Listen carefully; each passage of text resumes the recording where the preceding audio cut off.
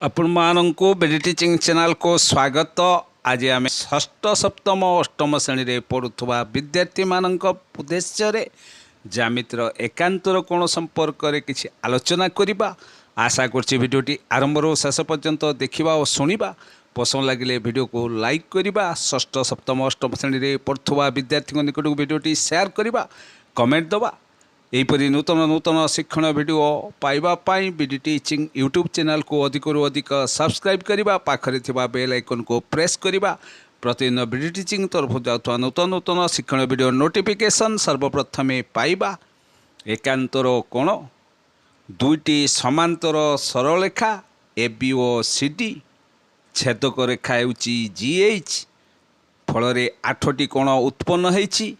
जेपरि कोण 1 ओ 2 एकांतर कोण, कोण 3 ओ 4 एकांतर परस्पर एकांतर कोण, सेहीपरि 5 ओ 6 परस्पर एकांतर कोण, 7 ओ 8 परस्पर एकांतर कोण।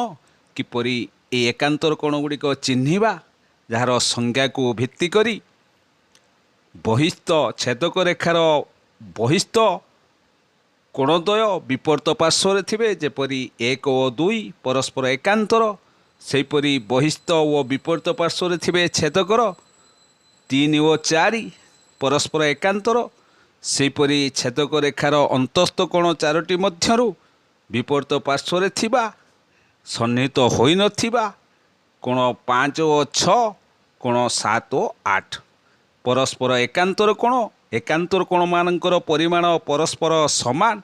तेणु एकांतर कोण को चिन्हिबा बहिस्थ होइथिबा छेदक रेखार विपरीत पार्श्व थिबा सन्निहित होई नथिबा बा अंतस्थ होइथिबा छेदक रेखार विपरीत पार्श्व थिबा सन्निहित होई नथिबा कोणद्वय को परस्पर एकांतर कोण कुहाଯାଏ।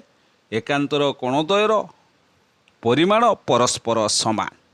आशा करछि भिडियोटी आरंभ रो शेष पर्यंत देखिबा और सुनिबा। पसंद लागिले भिडियो को लाइक करिबा।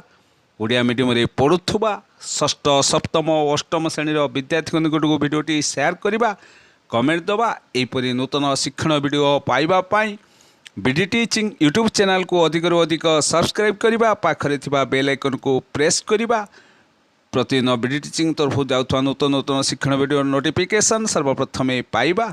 धन्यवाद।